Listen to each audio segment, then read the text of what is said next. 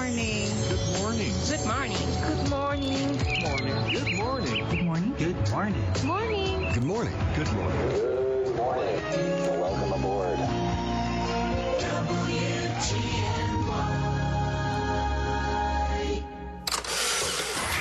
It's January 17th, and this is your Fox Daily Snapshot.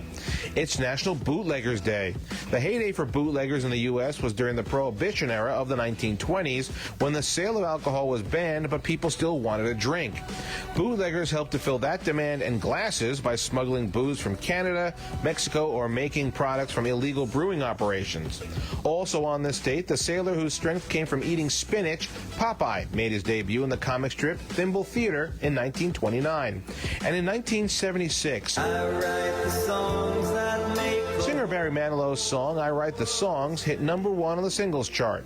If it's your birthday today, you share it with a man who was an inventor, writer, statesman, and one of the country's founding fathers, Benjamin Franklin, born in 1706, and the first African-American First Lady, Michelle Obama, born in 1964. I'm Tushar Saxena, and that's your Fox Daily Snapshot. 8:15, 15 past 8 o'clock, Friday morning. Boy, these Fridays come up fast, don't they?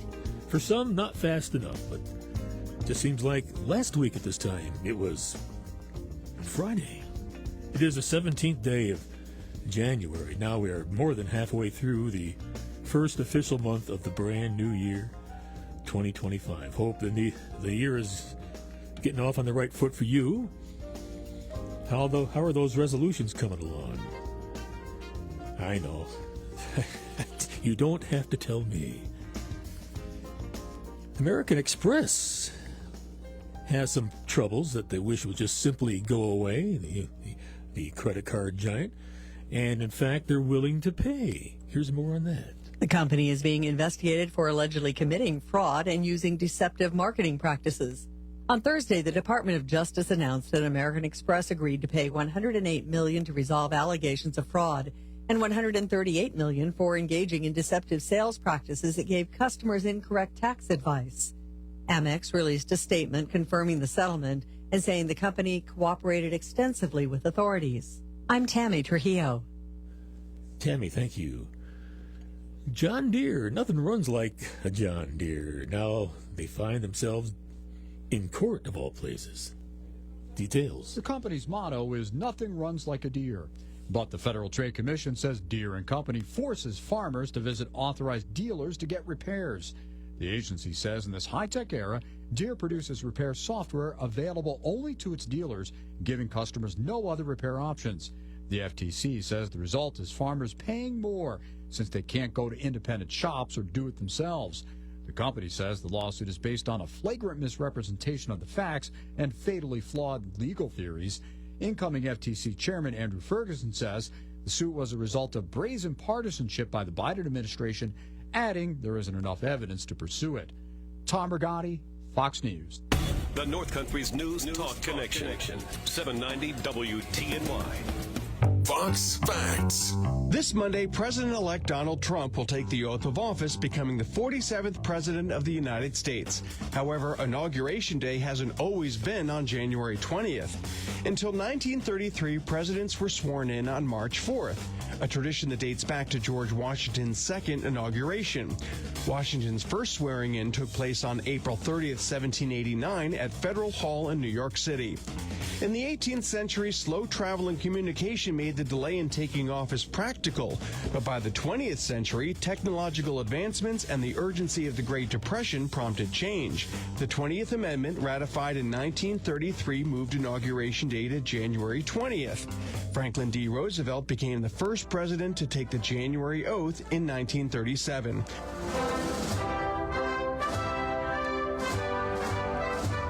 Matt Murphy, Fox News.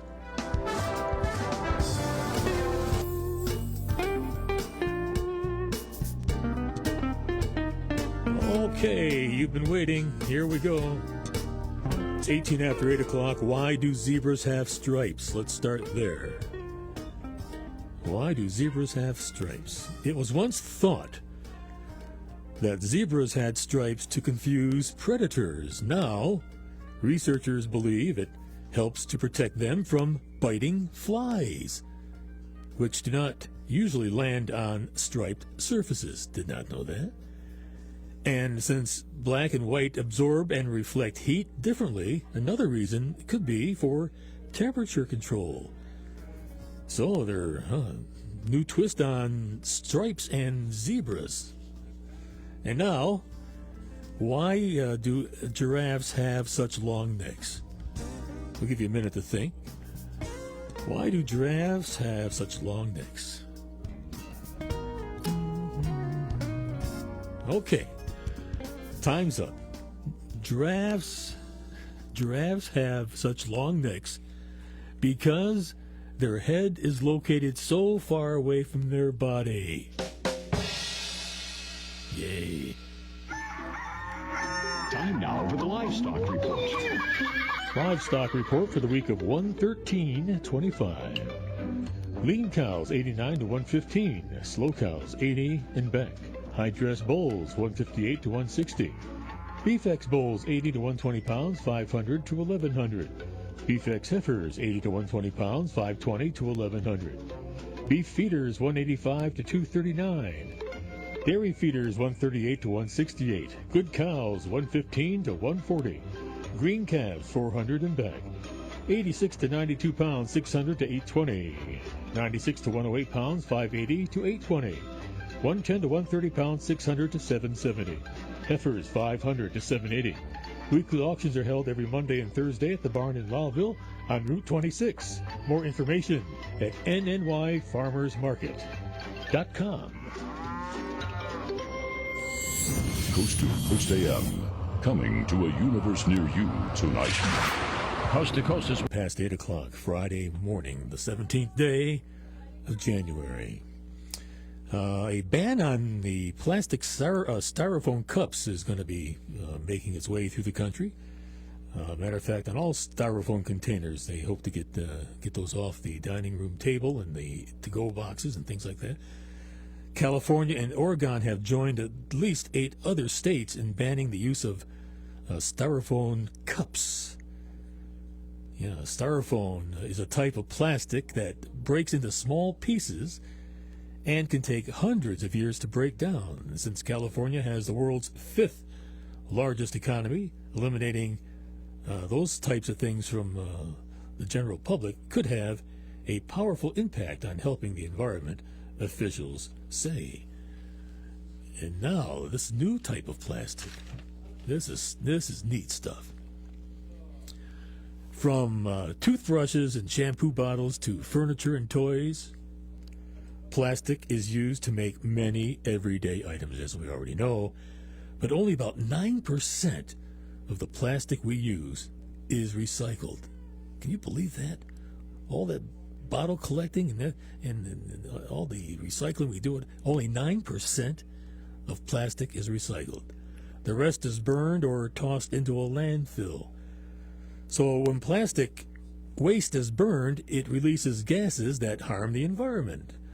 Another downside, and if it gets thrown away, it often makes its way into the ocean, where it can take hundreds of years to biodegrade, and it harms marine life in the process.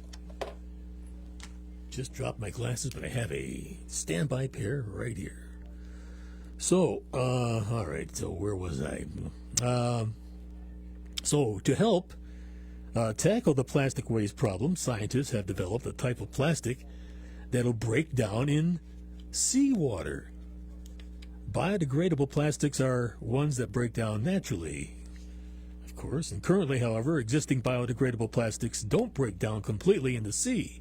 Instead, they break up into tiny pieces called microplastics, which are often eaten by fish and birds and animals. Scientists have predicted that by the year 2050, there will be more plastic in the ocean than fish. Oh my God. Microplastics also end up in our soil, water, and food supplies, eventually making their way into our bodies. Now, this new plastic could be part of the solution. It was created by researchers at the Riken Center for Emergency Matters Science in Japan. Unlike other biodegradable plastics, the new plastic fully dissolves in salt seawater And when it dissolves, it breaks up into separate substances it was made from, and then bacteria can break those down fully. Tests have shown that the plastic can break down within a few hours in seawater and in about 10 days in soil. My goodness, that is going to be a game changer. It dissolves, literally dissolves in salt water, essentially. So that'll be easy to get rid of, a new type of plastic. All right, it's 25 after 8 o'clock already, 8:25. Coming up, we have an NBC Headline News update, and Riley Keenan comes along with his report of local news. Right now, Sarah Lee Kessler is going to kick off our Health Beat Corner. Sarah, are you there? Hold on a minute.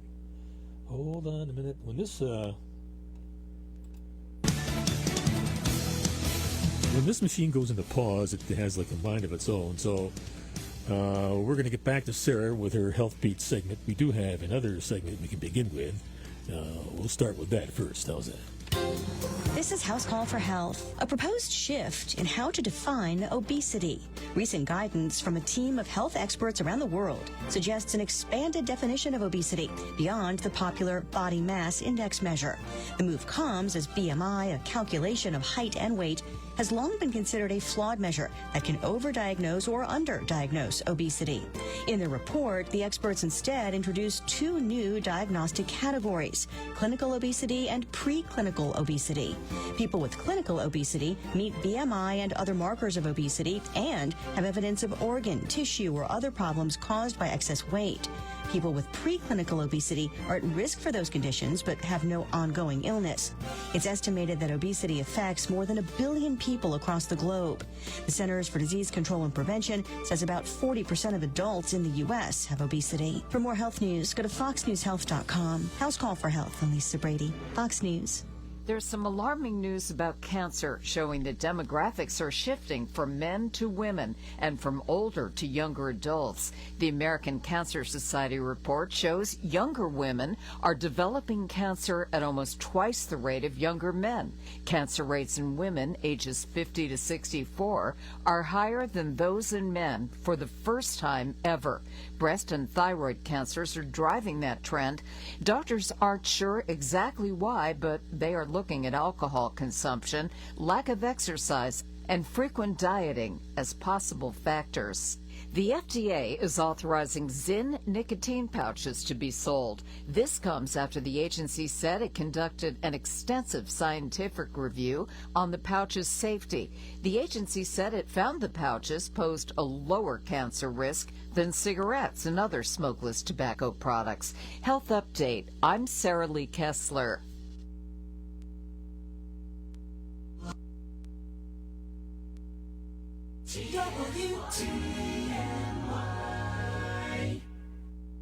Ready for your sales career to take off? News Talk Connection. 790 WTNY. NBC News Radio, I'm Michael Kastner. Negotiators for Israel and the Palestinian militant group Hamas have reportedly signed a ceasefire and hostage deal. Multiple outlets say the deal was signed today in Qatar by officials from Israel, Hamas, the U.S., and Qatari officials. NBC's Daniel Hamajin in Tel Aviv this morning. Critics of Benjamin Netanyahu and his government say that he was trying, and he's been frantically trying, to keep his fragile coalition together after a far-right minister threatened to quit if this deal goes ahead. But even without his support, the deal can proceed. Netanyahu released a statement saying the families of the hostages were informed a short while ago of the agreements. Several neighborhoods impacted by the Palisades fire in Southern California are no longer under evacuation orders. This man was relieved to return to his home and find it still standing. We are so incredibly grateful that we have homes, and there's no electricity. Who cares? The water might not be perfect. Who cares? There might be stuff in the air. Who cares? We have our homes. Authorities lifted the first wave of evacuation orders on Thursday, impacting more than 11,000 residents of Pacific Palisades and Malibu. But authorities say the other residents still might need to wait a week or more before they can return to their neighborhoods. The same goes for the Eden Fire evacuation zone, where there are also still several safety factors. President Biden says Republican-led states did a poor job in handling their economies during the COVID pandemic and that Democrats could have done better at selling their accomplishments to voters. Red states really screwed up in terms of the way they handle their economy and the way they handle manufacturing, the way they handle access to supply chains. Speaking in a recorded interview yesterday with MSNBC, Biden also said his administration invested more federal dollars into red states than Democrat-led states. Michael Kastner, NBC News Radio. Your news and weather station. WTNY. Good morning from the 790 WTNY Newsroom and the Sundance Leisure Studios. I'm Riley Keenan. Here's a check on what's happening. Tragic news out of St. Lawrence County as one person is dead following an automobile crash in the town of Pierpont. Authorities say it happened yesterday morning, shortly before 8 a.m. at the intersection County Routes 27 and 24, when 29-year-old Victoria Alexander of Ogdensburg failed to stop at a stop sign and collided with a Coca-Cola delivery truck. Ms. Alexander was pronounced dead at the scene. No word yet on the condition of the truck driver. Investigation remains ongoing. The old Watertown Correctional Facility is getting $16 million in state money for its redevelopment. That's according to a press release from Assemblyman Scott Gray. Yesterday, Gray announced that the facility would be receiving $16 million in New York Rush funds to repurpose the prison into workforce housing. Gray says that the old prison could also get an additional $8 million through an Empire State Grant program. The prison has sat vacant since its closure 4 years ago. A Western New York man has been charged after allegedly raping a teenager in Watertown. According to a press release, 23-year-old Joshua McCowan from Pavilion was charged by Watertown police in Liverpool Wednesday with second-degree rape. It's alleged that McCowan engaged in sexual intercourse with a 13-year-old girl at a residence in Watertown in November of 2023. McCowan was arraigned in Cap Court in order to be held at the Public Safety Building on $10,000 cash bail.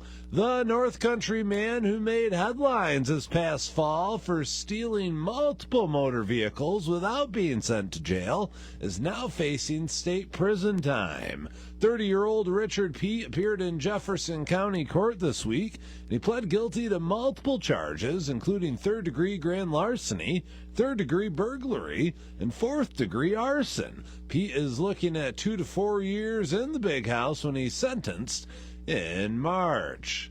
Well, despite the likelihood of being publicly shamed on social media, sticky-fingered residents are apparently continuing to steal from the general store in Watertown. In the latest installment of public shaming on the store's Facebook page, 2 individuals are being called out for taking items without rendering payment.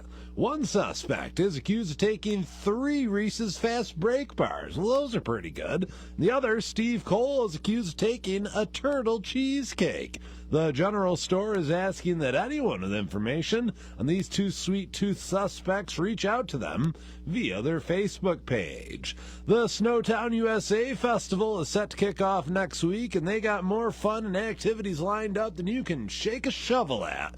A schedule of the events was recently released on the Snowtown Facebook page. The festivities will kick off Monday with a ribbon-cutting ceremony at the Park Circle Ice Rink. The festival will go until next Saturday, with some of the feature attractions including snow sculptures at the park, a snow kickball game at the fairgrounds, and closing ceremonies at Dry Hill. For a full schedule of events, you can go to their website, on the internet, at snowtownusa.org. And speaking of Snowtown USA, unless you got a pair of ice skates handy, we wouldn't recommend going up to the Park Circle the next few weeks. That's because it's closed until February 5th for ice skating. I'm Riley Keenan, 790 WTNY. From the Weather Center here at 790 WTNY and the National Weather Service, our forecast courtesy of Overhead Door Company of Watertown. The residential garage doors, commercial doors, openers, parts, and service is Overhead Door. 315-788-4390. Chance of flurries this morning and occasionally throughout the day today. Our high 34. Tonight it'll be mostly cloudy with a low of 29, and Saturday brings us some snow and some rain in the afternoon. And gusty winds, 28 miles per hour at times.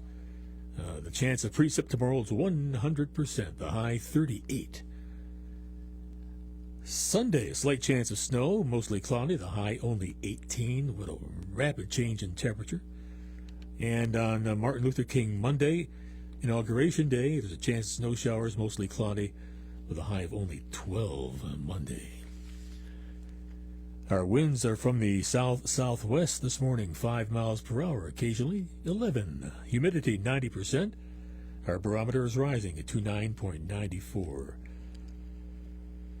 The sun comes up at 7:33 in the morning and it sets at 4:54 in the afternoon. Days are getting longer. And we have a full moon arriving in just 26 days for those keeping track. Adams checking in with 25 degrees this morning. It's 23 in Norwood. At the Dexter Airport, 28. And here in Watertown, it's overcast. We have 25 degrees at 8:35. AccuWeather.com's LaTroy Thornton with National Weather for us. Dry conditions continue along the west coast as lighter winds continue over Southern California to assist in the firefighting efforts there.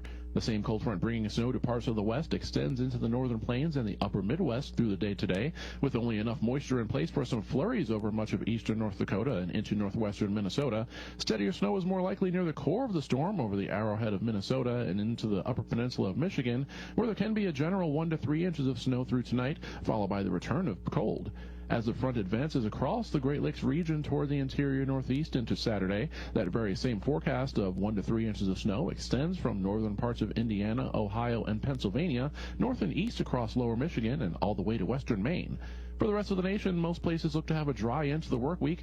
However, a developing disturbance over the southern plains may spark some showers by the afternoon from eastern Oklahoma to southeastern Missouri, as a separate storm brings showers and even some thunderstorms to parts of South Florida.